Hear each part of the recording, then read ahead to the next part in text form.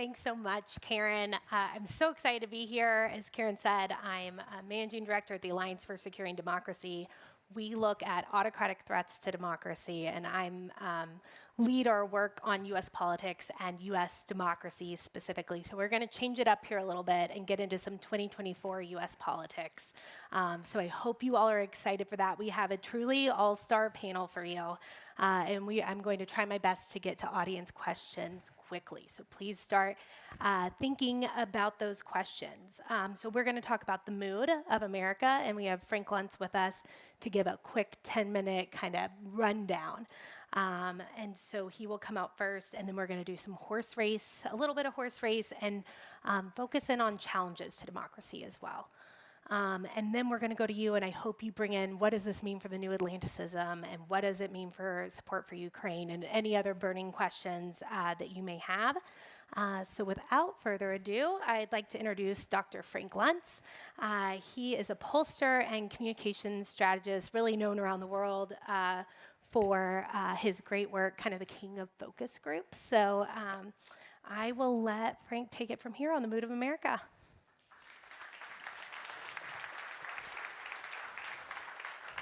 Just what I wanted. People behind me, people in front of me. I'm going to get dizzy as I keep turning. Okay, I need to tell you, because we talked about candor, honesty, and trust. I was at Donald Trump's final official public event, December 23rd, 2020. It was the Christmas party at the White House. And after a couple hours, I finally got the guts to ask him, what does the J in Donald J. Trump stand for? You know what he told me? Genius. So I'll let some people translate that because I know it's a global audience. It may not translate as well. But this picture that you see here is how America feels. And the first thing I want to know from you all, we were going to poll you.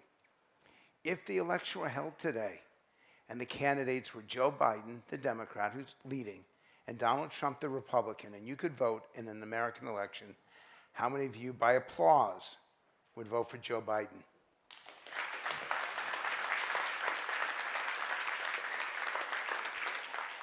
And by applause, how many of you would vote for Donald Trump?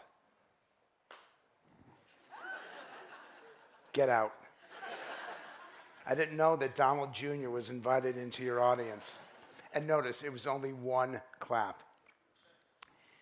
This is, am I allowed to use a four-letter word?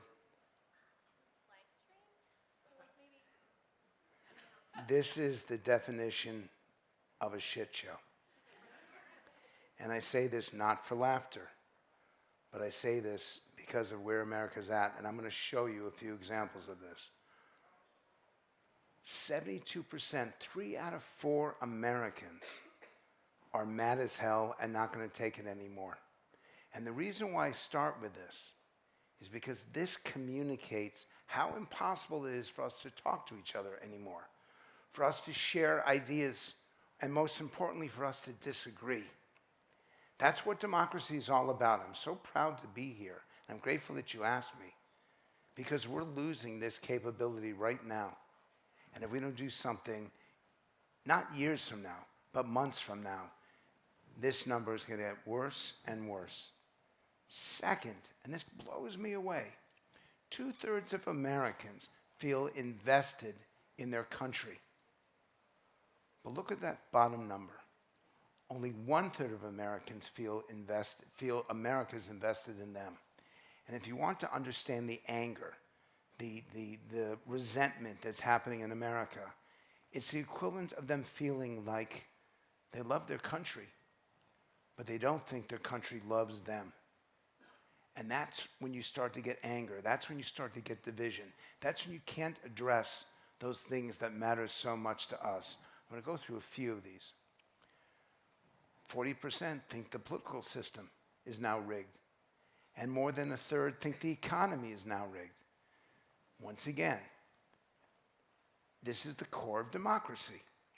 If you don't believe the elections are fair, you don't believe in democracy. If you don't believe the economy is fair, you don't believe in economic freedom. And we've got both of them happening right now with a significant percentage of the country. So we asked the public, give me a word or phrase to describe democracy. This is so perfect for this session. Freedom, equality, people, united. These are the words of democracy at its very best. And then we asked them, describe American democracy right now. And that's why I used the language I did. Look how negative that is. But it gets worse. We asked the same thing of Congress. What is the perfect member of Congress? Number one, honest. By the way, the larger the word, the more people said it. Honest, knowledgeable, trustworthy, accountable. And then we asked them, what is Congress right now? I showed that to members of Congress, and they started laughing at me. They thought this is funny. It's not. We're going to have a conversation in about 2 minutes about where America is at. And this is where, these are the words they use to describe the institution that's supposed to be closest to them. A couple more, and then I'm going to turn it over to you. We don't speak the same language. We don't prioritize the same words. The communication between people, Joe Biden right now, a majority of Democrats do not want Joe Biden as their nominee. A majority of Republicans do not want Donald Trump as their nominee. What I like to say about Joe Biden, the guy's so old, it takes him an hour and a half to watch 60 Minutes. I understand that people don't want to focus on his age, but he's 80, and we're being asked to support him, not now, but for another 5.5 years. It's pretty tough. But it's not just who's running. The top priority for Republicans, what they're most afraid of, is about culture, traditions, way of life. And that's dead last among Democrats. What's top among Democrats, the failure of democracy, is really low among Republicans. I'll give you another example of this. Respect for work and family. By the way, okay, now I can see where the cameras are. Respect for work and family, number one priority for Republicans. What should we most encourage? Look where that is among Democrats, dead last. Among Democrats, equality, diversity, and justice is their highest priority, and that comes in almost last among Republicans. We are so different, and there are no similarities anymore. And I'm going to stop at this one. The highest priority for the Democrats, look how low the numbers are for Republicans. Equality, diversity, justice, and fairness. Now go back down to the bottom list. And remember, this is not about the past. This is about the future. We don't speak the same language. We don't look the same. We don't connect to each other. And I'm afraid that this is going to destroy this country. So I could not imagine a better conversation. It means you're all going to leave here and you're going to be depressed. But hopefully we're going to leave here with some solutions. So I'm going to turn this back to you.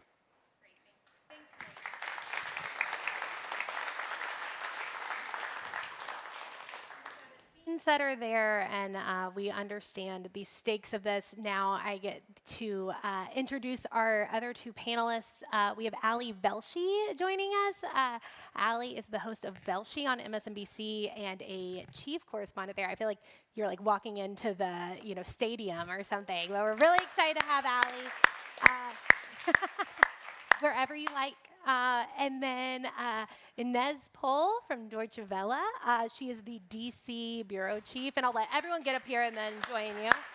And we're just so excited to have all of you. One of the things that you all have in common is that you're out there talking to Americans all over the country. And I think, I don't have to tell you, in DC, we often get the inside the Beltway bubble takes.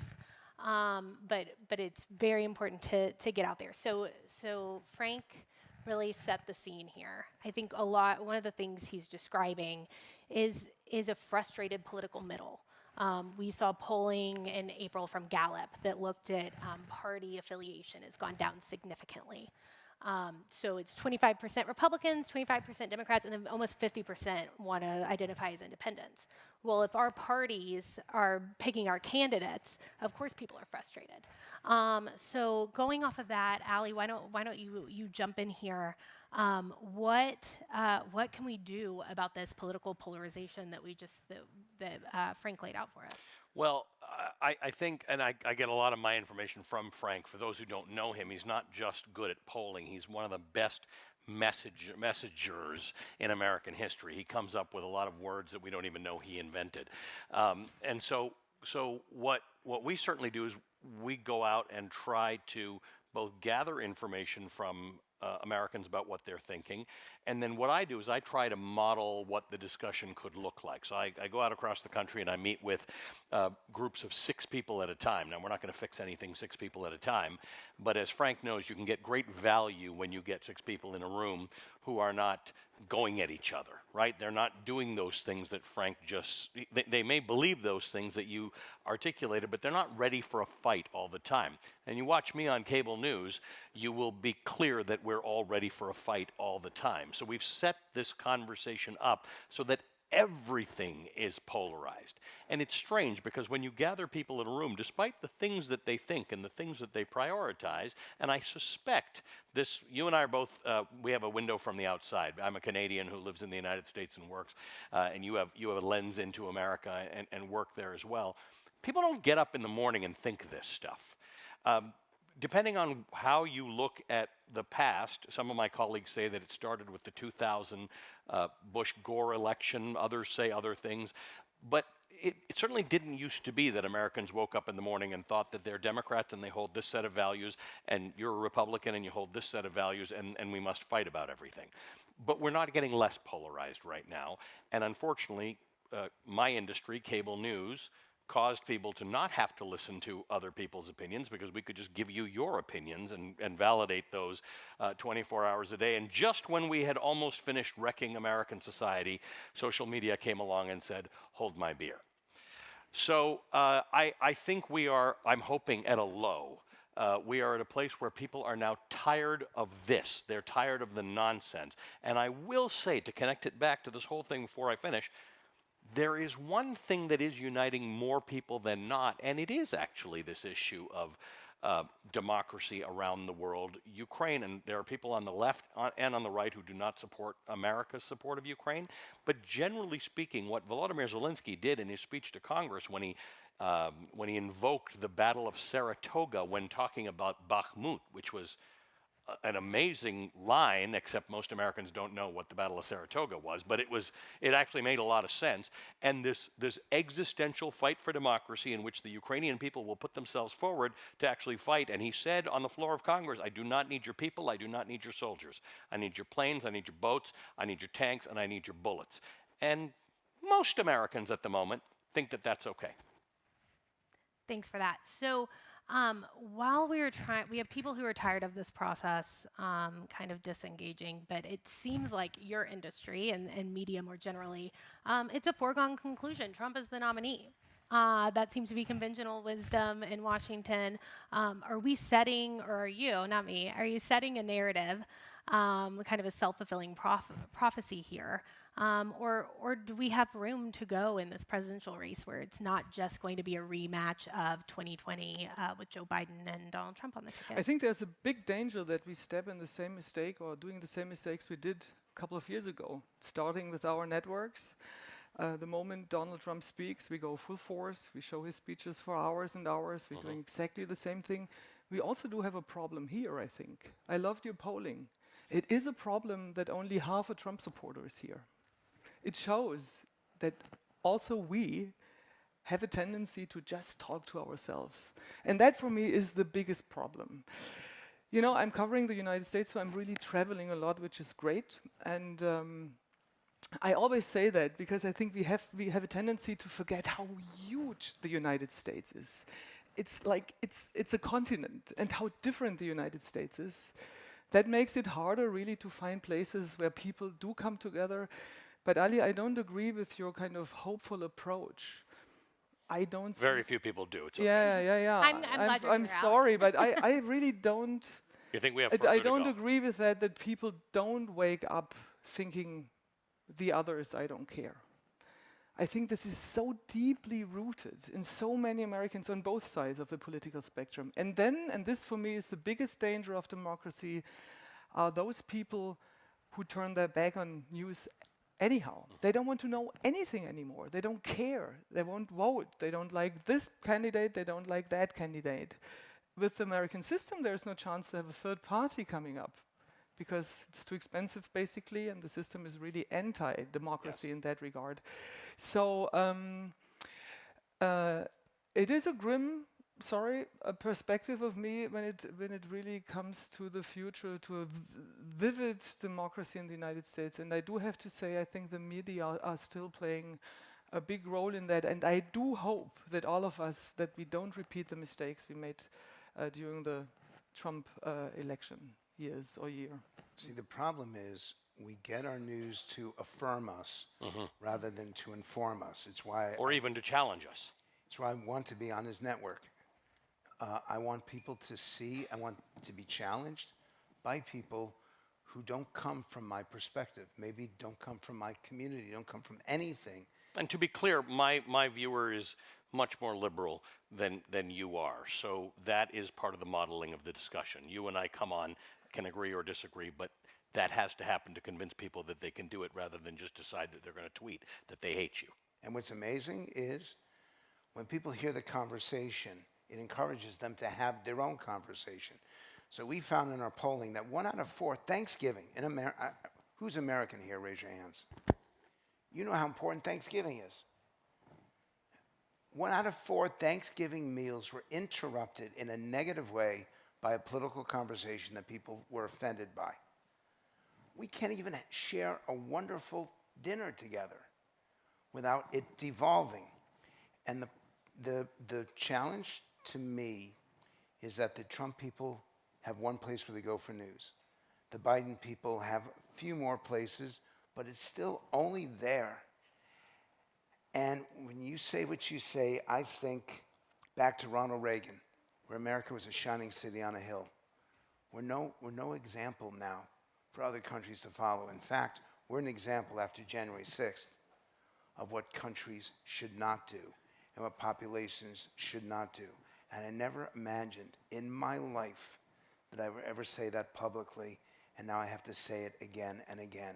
We're no longer that example, and God help us. But you know, I think one problem in the United States is also, I'm coming back to us as journalists and like of the public opinion makers, we lost our ability to be curious. And I go with Walt Whitman here. Be curious and not judgmental.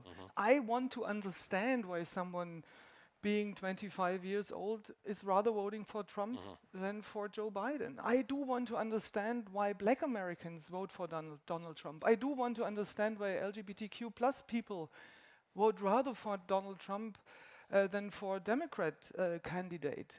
And this is something I hope that we relearn this ability, you know, to talk with each other. And this is true for both sides. It would be interesting, you know, like seeing the reaction of MSNBC if you like talk there. Having that said, who watches MSNBC? Many people. But this is also like a very certain mindset of your viewers from a very liberal kind of perspective. So where are news outlets, you know, where people really do come together and really have these conversations? There's this fantastic professor who I've been quoting for years from Berkeley, Arlie Hochschild. She wrote a great book called Strangers in Their Own Land, where she went to live in Louisiana. This is pre-Trump. This is when these fairly conservative people listened to Rush Limbaugh on the radio, and she researched them and said, you know, she lived amongst them, which is kind of crazy, right? She's as liberal a Berkeley professor from the Bay Area as you can get, going down to the bayou of Louisiana. And one of the things she found, she said, listening to right-wing radio hosts made them feel safe because of the things that they felt threatened by in life, including women getting their jobs, black people for whatever reason, immigrants getting their jobs, even though we have a 3.5% unemployment rate in the United States, lesbians, you name it, whatever. They were scared of everybody. They particularly thought that the problem with liberals is that liberals like their pets more than they like other humans. But her takeaway from the entire 5 years of studying these people is that if you cannot turn your personal alarms off long enough to listen to the conversation that you don't like, we're never going to even have the conversation. So most of my work, including when my old friend Frank is on my show and he willingly comes on, is getting everybody to turn their damn alarms off for the 5 or 8 minute segment that we're on. Just don't yell at me about the fact that he's on. Don't get mad at me that I just said he's coming on after the break. Just listen to the conversation. Then send your screed all you want. Be as mad as you want after you do it. So when you say we make the mistakes that we made in 2016, that we're getting ready to make them, we can have Donald Trump on TV a lot.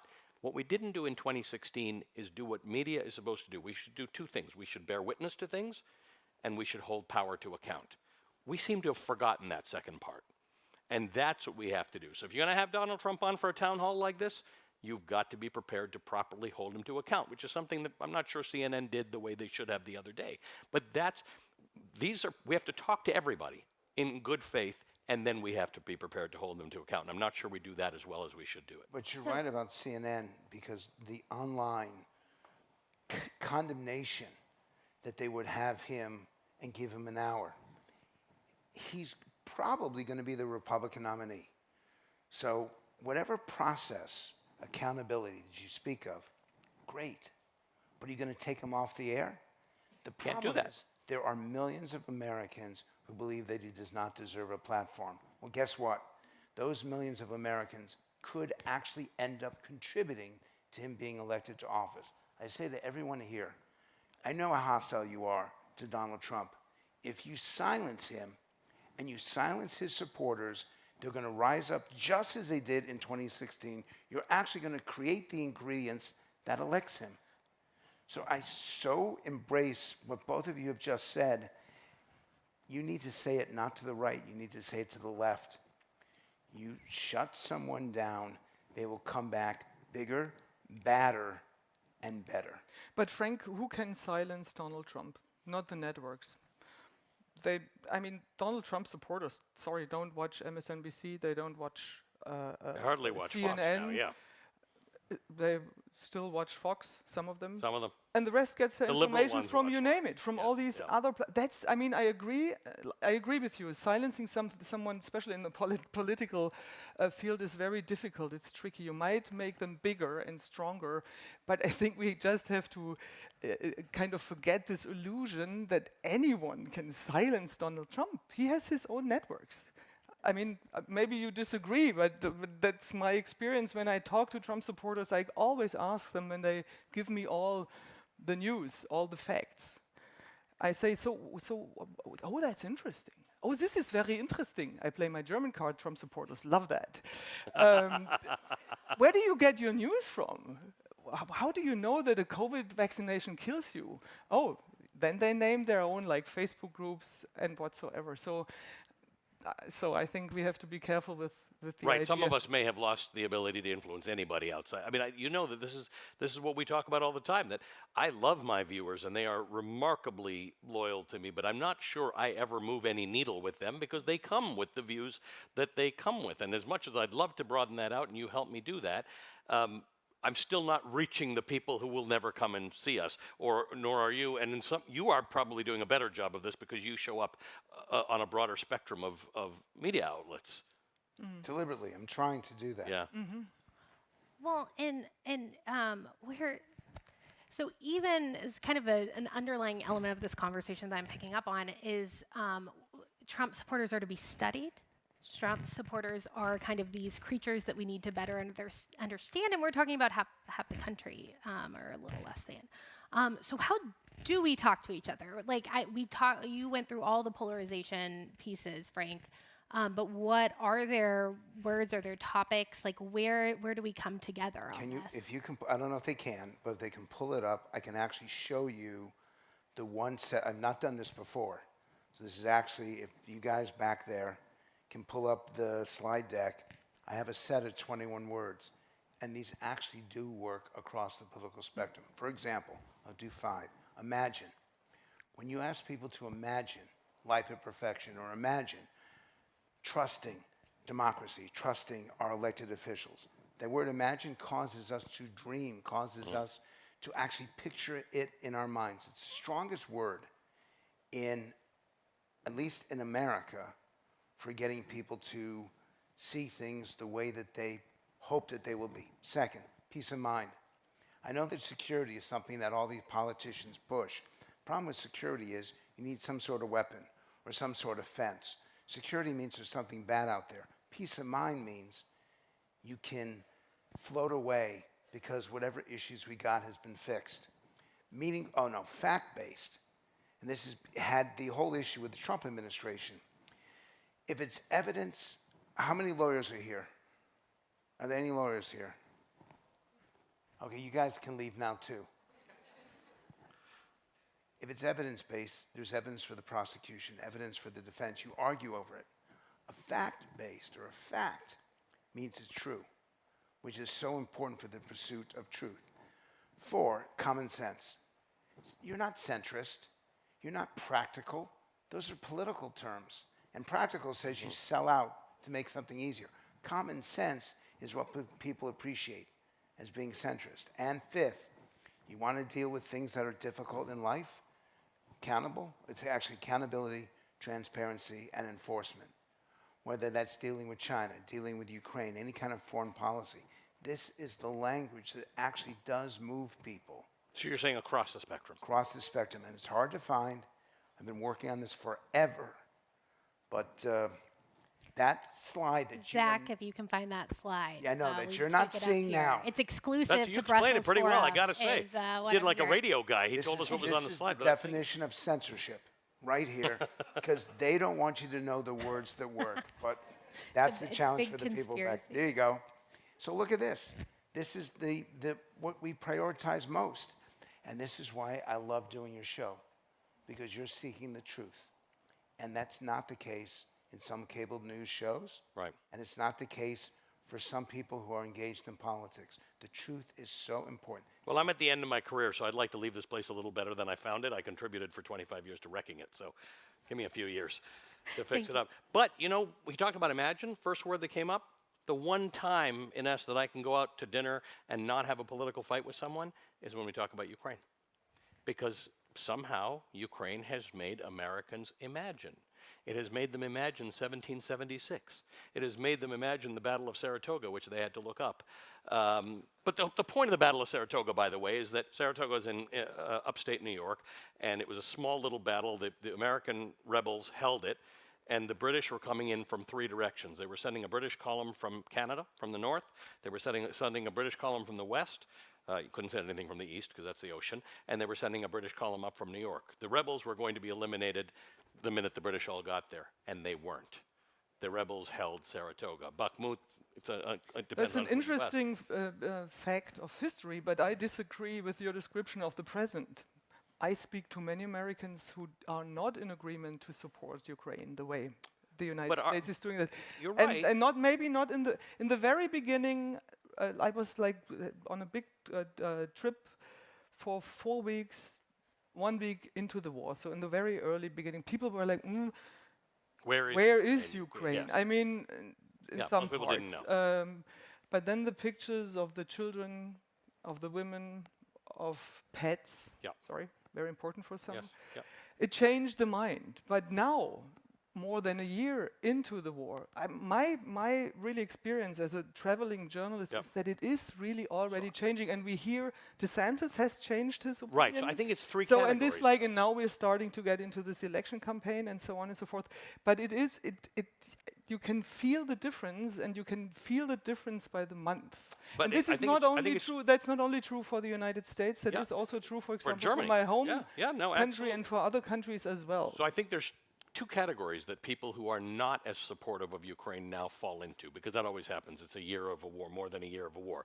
There's libertarians who didn't think we should be in any wars that, unless America is attacked. There are a fringe group of Republicans who have said, why are we doing this instead of doing, the what about thing?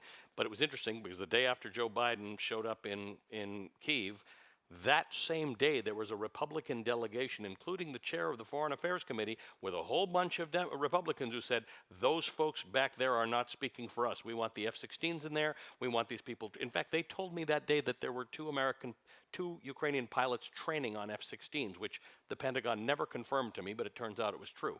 And then there's the group on the left in America, who never believes that we should be spending more rather than less on defense, right? It's the, we don't have proper schooling, we don't have proper mental health care, why are we doing that? So it's disparate groups, but I don't think it's most. I just think it's more. It's growing. It's growing. I That is wouldn't correct. say it's most. It is growing. I mean, you're right. whom would I and there's think a it's hard. small group of people, just like in Germany when the Leopard tanks were going in, there's a group of Americans who thinks every time there's a more American thing that happens, like last Monday, a week ago Monday, when the 18 Patriot missiles took out 18 Kinzhal missiles, which we didn't know we could take out. They're worried that every time the Russians see an American or a German piece of machinery help Ukrainians win that war, Germany or America or whatever is in the war. And they feel that we're going to get drawn in and that's going to lead to a nuclear attack or whatever. So you're right. And this fear growing. is bigger in Germany, obviously, because it's sure. much closer It's a real to fear. I mean, It's a real fear, and it is growing. All right. I promised to get to audience questions. I think we're going to get into more of the Ukraine piece of this. So is anyone in the audience have some questions for our panelists? Yes, in the back, right in front of me. Please, do we have a mic? If you could introduce yeah, Mike's yourself. coming in all over the All place. right, yeah. Hold on, Sorry, everybody. Sprung that on you. But yes, if you could introduce yourself and then quick questions, that would be great. Oh, okay. Hello. We'll Hi. Hi. Hi. My name is Lisa. I'm from Norway. My question is kind of going back to what you started with, Frank, and wondering how you think that the culture war will define this election, and also, have we overestimated the culture war, or is it actually that important for Americans? And why do we think that the culture war is so important? I'm going to use the British perspective right now because the Tories are in so much trouble, and that the only way that I could ever see them being returned to government after running Britain for the last 15 years is to engage in a culture war, to basically say to the population that's dealing with inflation, that's dealing with unemployment, that's dealing with a whole host of quality of life challenges, housing costs, that you can't trust labor because they're on the side of the extremists, and they're not for us. And us, I'll use in quotation marks. And my warning to them is you might win a single election, but you will destroy the country. My realization after studying it is that once you go in that direction, you can't go back. And when you demonize people because of their gender, of their race, of their ethnicity, of their background, when you say that you're responsible because of how you look, there's no discussion. There's no conversation.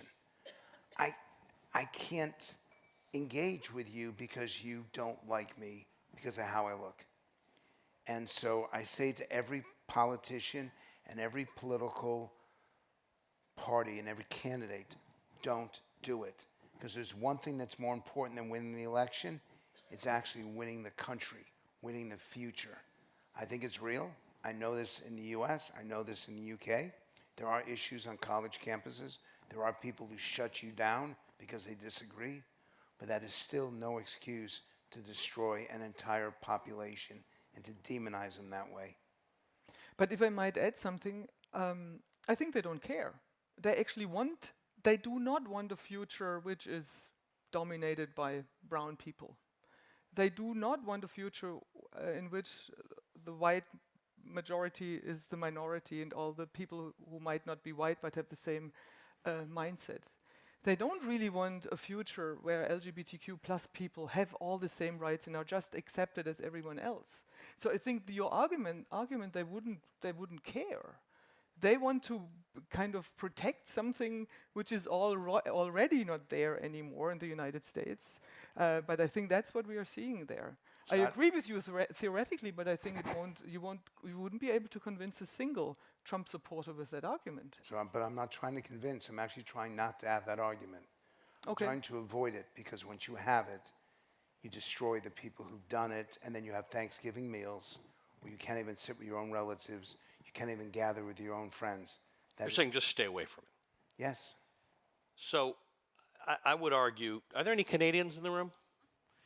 All right. So in Canada, in 1968, 1967, Pierre Trudeau was the prime minister, and they looked at the math and they said, this country's too small and it's got a negative birth rate, just like every other Western democracy. So the only thing that, so they needed more immigration, and America and the UK was getting all of the immigration. So they decided to actively go after refugees, rabble-rousers, freedom fighters, all sorts. That's how my anti-apartheid parents ended up in Canada. And I lived in Canada. We had moved to Canada. It was a podunk little place. In Toronto, it was 500,000-600,000 people. They wrapped up the streets at 6 o'clock at night. God forbid you couldn't get never mind a beer on a Sunday. You couldn't even get food. And now Toronto and Vancouver and places like this are world-class, amazing cities. Why? Because of the immigrants. Right? You go to Canada and all you see is Chinese faces and black and brown faces and Sikhs who are ministers and all this kind of stuff. So Canadians look at this stuff and say, this is amazing. We were not going to amount to a hill of beans, especially being next to the United States, this superpower, but we found something that worked. So Canadians look at difference in that fashion entirely different. There's no threat. The threat was we were going to be nothing until we decided to open this place up to everybody. Now, in America, I would argue, and I'm a big First Amendment believer, right? I took a bullet in my knee at a protest from police. I took a rubber bullet in the protest, the George Floyd protest, just for covering it. I think freedom of speech is the biggest thing in the world, so I don't like to censor. But I don't even use the word culture war on my show. You know why? Because there's no war. No transgender kid is making a war on anybody. No LGBTQ person is making a war on anybody. It used to be in America that Texas and Florida used to say to people, come to our states, they are free. I went to Arizona once to make a speech. You spent a lot of time in Arizona. Spent a lot of time. And somebody said, how can you stand living in New York? And I said, what do you mean? And they said, there's no freedom there. And I said, what do you mean there's no freedom? And they said, you can't buy a 32-ounce soda, which is true. You cannot buy it because Bloomberg came in and said, that's too much soda, it's going to give you diabetes. So you can't buy it. And I told the guy, I said, I can buy 2 16-ounce sodas, but the point is that was freedom. Now you have the state of Washington with Inslee as governor. You've got the state of Michigan with Gretchen Whitmer as governor. You've got the state of Massachusetts with Maura Healey, gay woman, as governor. You've got these states saying to those people in Texas and Alabama and Mississippi and Florida, come here and be free. Your taxes are a little higher, but you can be gay, you can be trans, you can be a woman and get an abortion, you can live freely in America. So we're splitting into 2 different Americas. The free states in America are the ones who say, there's no culture war here. You come to Washington State. By the way, they banned AR-15 guns in Washington State. They say you're free to not get shot at a supermarket. You're free to not have your... Gun deaths are the #1 cause of deaths of children in the United States. There is no country in the world for which that is true, except the United States. It exceeds car accidents as the cause of death. So freedom is taking on another meaning in America. It used to be free of government interference and free of taxes. But if you live anywhere in the U.S. South, you're not free of government interference. God forbid you get pregnant. Your chances of dying as a pregnant woman, not somebody looking for an abortion, as a pregnant woman, are higher per capita in America than they are in Rwanda. But Ali, or the state of my birth, if you're Kenya. a trans kid in Florida, You're in big trouble. you are in a war. Yes. But you So didn't bring you that. said there is no culture, there is a war, Well, because you don't okay, get your medication. I guess it's like a Ukrainian war, right? If They you weren't are- looking for it, but they're in it. Well, but you Yeah. sure, a war is a big word, but No, but you you're right. feel like yes. really, as a victim. You Yes. feel like Yeah. not being No, able to make it your is own very decisions dangerous to be a trans person in America right now. in some places. Yeah, in So some. I think the expression culture war is true to a certain It extent. implies there are 2 participants. It implies there are sides, right? A trans Well, kid if you didn't are ask for if any you trouble. are you got raped and you want an abortion in some states, there are 2 sides. There is your individual right, and there is the state which forbids you, and the which person even who would got- bring you in prison if you would try. So Perfect. I'm Abortion gonna take Sorry. the moderator's This is when you invite privilege here and journalists. get us a little back on track, because this feels like the culture wars are playing out right in front of me. And notice I'm not involved. You're not involved. I mean, but really, like if we're going to say, one state is free and one state is not that not this like black and white thinking that got us into being unable to have conversations with each other. So it's just something that we need to be thinking about. Yes, sir. Let's go to the next question. John Huco from Rotary International. Really going to the point of how do we bridge these differences? And I think if you looked at Frank's data up there, there are obviously issues where, say, DEI were very high on the Democratic list, very low on the Republican, huge gap. But there were issues in the middle where it seemed that there was agreement.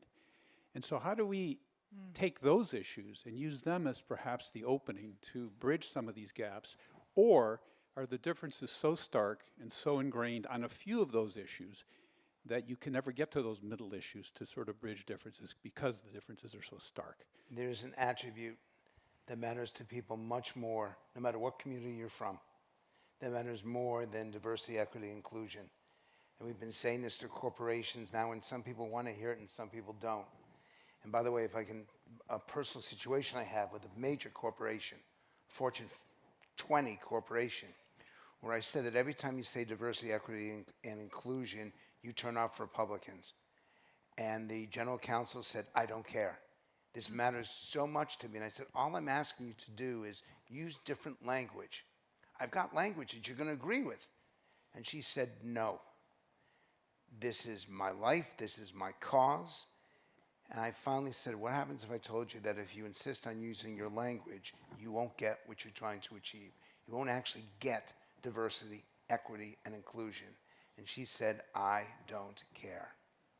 And that's the problem. And the phrase is mutual respect. If we have a culture that says, I respect you regardless of what, or because of your choices, or regardless of them, that's a society that works together. If you respect people who don't look like you, don't sound like you, if you have this appreciation for curiosity, which I think that's my two goals in life, truth and curiosity. I want to discuss. I don't really want to be here. This is a long way for me to go. But I was going to be here because the audience is so diverse, so inclusive. With mutual respect, we can get to everywhere we want to go. And without mutual respect, we get nowhere. So that's my language for you. But you're describing pluralism, right? The idea that I'm not fighting with you because of what you think. I actually think this is really cool that we're all in the same place because we may hold different views. I mean, this is weird, Belgium, man. This place has a fetish with waffles, but it's, I'm okay with that. I can learn to love it. I mean, it is definitely. Come on, that's a decent joke. Give him a little. Give him it some is, props. but it is. I think that the problem is, in my opinion, the thing that is the highest on the list for Democrats, and that is democracy, or if you want to broaden it out, citizenship. Because I remember talking to people during the last election for whom they were Democrats, generally speaking, who didn't want to vote for Joe Biden because they didn't feel of the candidates who were running for president, he prioritized climate enough. And there were others who would say to them, very much like you spoke with the person from the Fortune 20 company, that you have to get your big goals in place because your smaller goals, your sub goals, won't be achieved if you don't preserve democracy. So, respect for family and work. There are people who struggle with the idea that how can that be more important to you than the preservation of democracy? And so this is where maybe it isn't, and maybe you know more about this when you're talking to these people, but to somebody who says my biggest priority is democracy, because that way we can make all the decisions that flow from that, if and I think this is Democrats saying this to Republicans, that if you can't prioritize that, how do we get anything else done? How do we fix climate? How do we fix rights for everyone else if we can't agree that elections are fair in America and are won? So I don't know how you get to points 2 or 3 if you can't agree on point 1. All right, we're going to try to get a few more questions in right in the back. Sorry, and I'm definitely biased this direction, so I apologize to everyone behind me. Hi, Julia Yaffe from Puck. My question is to Frank, but also to everybody else on the panel, and it's about language. We saw a lot of words on the screen and values that you say one side holds, the other side maybe doesn't. And this story about diversity, equity, and inclusion versus mutual respect made me think about language and how different sides, especially, let's say Fox News, et cetera, weaponize language and then invert and pervert the meaning of the original phrase. So diversity, equity, and inclusion was originally a very milquetoast corporate word until Fox News and the right-wing media ecosystem got a hold of it and flipped it on its head and turned it to mean something demonic. Okay, so then we'll switch to mutual respect. And how long before that happens to mutual respect? Because it happened with fake news, with the word woke, with a bunch of other words. And what do we do when the language itself becomes weaponized? I was involved in the whole issue of climate versus global warming. And it's now, so we're in 2023, so it's 24 years ago. I advised organizations to speak of climate change rather than global warming because it was less frightening, it required less immediate action, and it would change public policy. And over time, which wasn't that much time, it was 6 years from when I did the research, I came to a different conclusion about where we were. And so I started recommending to people, I'll give you a perfect example. How many of you think climate change is a crisis? Raise your hands. Most of you. But the people who speak about climate and want it done insist on talking about sustainability. And here's the problem. Sustainability is the status quo. If something is sustainable, it means that river's still going to be there, that mountain's still going to be there, the forest is still going to be there 100 years from now. Sustainable, so we have it for the future. That's not what gets people to act. Cleaner, safer, healthier. The idea that we can do better is what brings about action. So I'm going to ask you to vote, because I've been having this fight with so many environmental organizations because they hate it that I'm telling it to them. Would you be more likely to support legislation that promotes sustainability or more likely to promote legislation that'll give us a cleaner, safer, healthier environment? Who says sustainability? Who says cleaner, safer, healthier? This is the crap I go through. And I say this because I'm trying to do the same thing in the politics. Just because it comes from me doesn't make it wrong. And just because people have demonized it, there is a better approach to do this. I understand. No one is going to say that cleaner, safer, healthier isn't better. And I'm trying to get the environmental community to adopt it. We have a global community right now. Of all the things I will do in this conversation, that's the most important. Take that home with you. Doesn't matter whether you're in Germany, Belgium, London, the US, Canada. Cleaner, safer, healthier. But what happens when somebody like Tucker Carlson decides mutual respect is the thing that he's going to mock, or whomever? Right? I guess that's the issue. That is, there's nothing sacrosanct anymore. There's nothing that you can just say, hey, what an interesting idea if we just all respected each other more. Everybody seems to be able to take something that seems obvious and turn it into a polarizing political position. And I don't want to do this because I want to be on your network. But Fox News is not the only place that does this. Rachel Maddow does this on MSNBC. Joy Reid does this on MSNBC. But where do we take a word? And I have no responsibility for anybody's editorial but my own. But where have we done something like that, where we have recast, and I'm not saying we haven't, I'm asking you if it comes to mind, where we have recast something so that it is misrepresented to the audience. That's where the danger is, right? That's the line. The line is that you have taken fact or evidence and you have made it into something else for the other side. It happens a lot, unfortunately. You're right. Your criticism or your point is correct, that people do demonize it.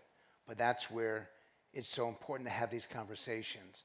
And that's why if people get shut down, that's when we really have a problem with democracy. Well, and I have a great example of this, actually, where Republicans, we had a midterm monitor that looked at how candidates were talking about election issues this last go-round. And both Republicans and Democratic candidates were talking about threats to democracy but the threats were completely different. So for Democrats, the threat was the Voting rights. Republicans, and for Republicans, the threat was big tech. It was Zuckerbucks. It was censorship. And so you can even be talking about the same, the same words. It means completely different things in this fragmented media environment. So we have less than 10 minutes. Let's be really quick. The gentleman in the back over here has been very patient with me. So please. You got a mic coming. There we go. I'm Jack James. I'm with GMF. I was thinking as you were talking about a quote from Alexis de Tocqueville, America's not the most enlightened nation in the world, far from it, but we have the capacity to fix our faults. That was in 1836. Do we still have that capacity? Now, let me ask you this question. I'm old enough, I'm not sure how many people are here that can say that they were looking at the 1964 and 1965 to 1975 period, looking at what happened in that decade. That was pretty rugged and pretty demonizing and pretty difficult for all of us to get through. How do you decide what's the difference between now and then? And where are the tools, negative and positive, that you can identify which have caused us to come where we are now? I'll do the negative. Social media, and God help us, AI is wrecking this country. And if you don't believe me or you think that's too strong, I want to meet your kids. I want to see these kids. And there are a few people here, and it's mostly the younger people who've been doing this. I see who's on their cell phones. And I won't let it happen. In my college campus, I force them either put it away or I will take it and break it. And if you want to fire me, fine. But if you're in my presence, but you're on your phone, I don't matter to you. And with AI, it turbocharges all the bad elements of social media. I do want you to do, if I give you an example, I want you to do research on it. I actually don't mind if you check on something I just said. Fact check me right there. But if you're responding to some Instagram post, screw you. And I really do think that the difference between now and then is that we can share the worst. Yeah, we can share the best. But unfortunately, we tend to send around the most god-awful stuff far more likely than the positive stuff. And that's why I'm so pessimistic. But I want to pick up on another part of your question. What are the tools we have to reform, to improve ourselves? How do we've done a great job diagnosing the problem here. What are the solutions? Where do we see trends that might go in the right direction? I'll set the bar really low, right? What can we look to here? Anyone on the panel? There's still a lot of good journalism out there. If 50% of the world hates journalists or 50% of America doesn't trust journalism, I think it's actually a lot of people who trust journalism and a lot of people who have zero faith in it. And that's probably reflective of the truth, because maybe half of us are that bad that we're an embarrassment to the entire profession. But for some of us, it's made us maybe better. It's made us take this much more seriously and realize that accountability and getting to the bottom of things is really important. However, what we saw at that town hall meeting with Donald Trump a little over a week ago is, maybe it's 2 weeks ago, the velocity, the difference between Ken Burns, the documentarian, will tell you that things were, as you said, that bad. And people who tell you this is the worst America's ever seen will remind you that we had a civil war in which more than 500,000 people died. The difference is velocity at which dishonesty can spread. And that town hall, the biggest flaw, if anyone was watching that town hall with Donald Trump, was that he could lie at greater velocity than the moderator could keep up with. And that's just because her only flaw is that she's an actual human, right? She's not AI. And she was trying her best to hold him at bay, but he's really good at this, and this has become a thing. So it used to be years ago, I would interview somebody on television, we would debate. They would, generally speaking, be on my air in good faith, but they'd have a different view. I would correct them. They'd give me some fact. I would give them another fact, because I have a staff we would put up on screen and say that's actually the number. And their press person would call thereafter to apologize, or they'd want to come back on to clarify it. We'd have another discussion about it. Now it's like riding a bull. They just want to get through 5 or 6 or 7 or 8 minutes with as much lying as they can do, and then it's posted on their website before my show is over. The pride is in the lying. The pride is in the owning the other side. There's no pride in being able to say, I have a stack of evidence to prove what I was saying. So the distinction is not just, you'd think with digital stuff you can fact check, but it doesn't matter. Because nobody's fact checking. I would Ines, like I'd add really a like little for you to get something, in here. a little green hope here. I find it really very hopeful to see how many young people are super well informed fighting against the climate catastrophe in this country and all around the world. There is an understanding this is our future and we have the right to fight for our future. This gives me a lot of hope. And there is already a lot of media literacy out there. I'm sure it always comes back to education. I think all our countries have to do better in that regard. But there is a great energy and a growing understanding how important this fight against the climate catastrophe is. This gives me hope. Can I do it in 10 seconds? Yes. The African Leadership University, 41 countries, 41 African countries attend that school in Rwanda and Mauritius. And these are young people with every possible challenge and every hurdle and every burden that they have to face. And yet they all come to that university with such hope and such commitment. The United Nations is alive and well at ALU. And if we can have more universities like that that have a truly continental or global impact, that is what gives me hope, because that's the future. Please, African Leadership University, look it up. Okay, we are going to do these two questions right here. We have 3 minutes left, so we're going to do rapid response. This woman's from trying Pohl. very hard to get your attention. Oh, I'm sorry. Again, I've neglected this side of the room, so I apologize. Hello, I'm from Ukraine. My name is Olga Ivazovska. I'm working with elections for 20 years, and I was involved into Minsk process in political subgroup because of this expertise. And November 9th, 2016, it was my birthday. It was a day of negotiations and the day when everyone knew about Trump's victory. And you can't imagine, I was eyewitness of the process, how Russians were celebrated this victory. They decided that they already won the war. But from our perspective, Ukrainians, we had many experience with very good, free and fair election and totally falsified.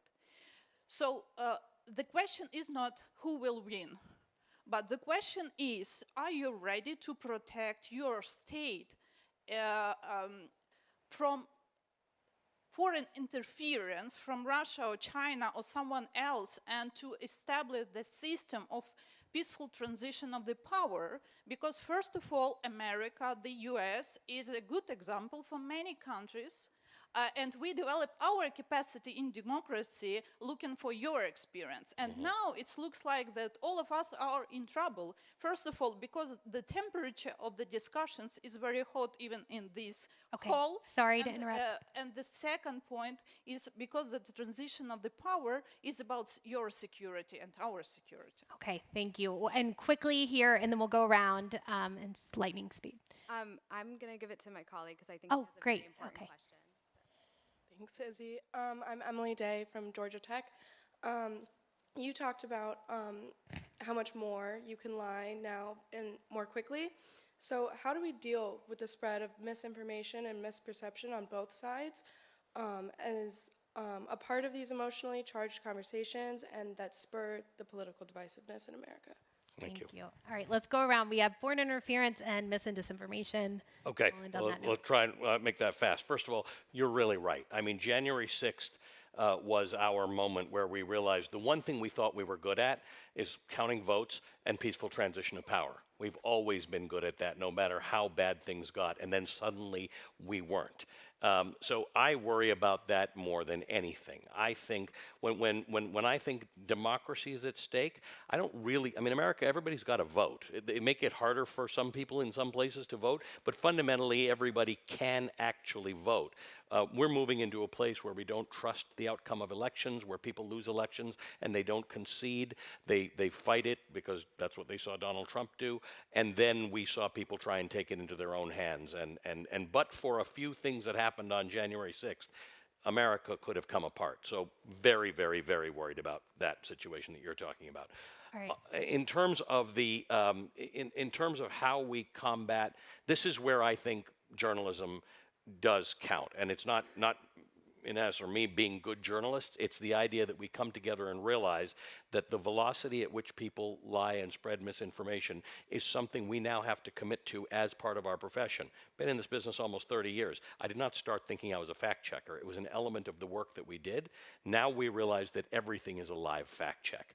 And what are our limitations, and how do we, when I book someone, or I interview someone, particularly when I book them to be live on TV, I have to have a real discussion about what my group capacity is to fact check them if they go on a lying spree, if they've been watching Donald Trump stuff and realize how you lie at that velocity. How will I actually deal with that? So it's become a new part of our profession that we're just going to have to get very good at. Okay, quick closing, Ines and Frank.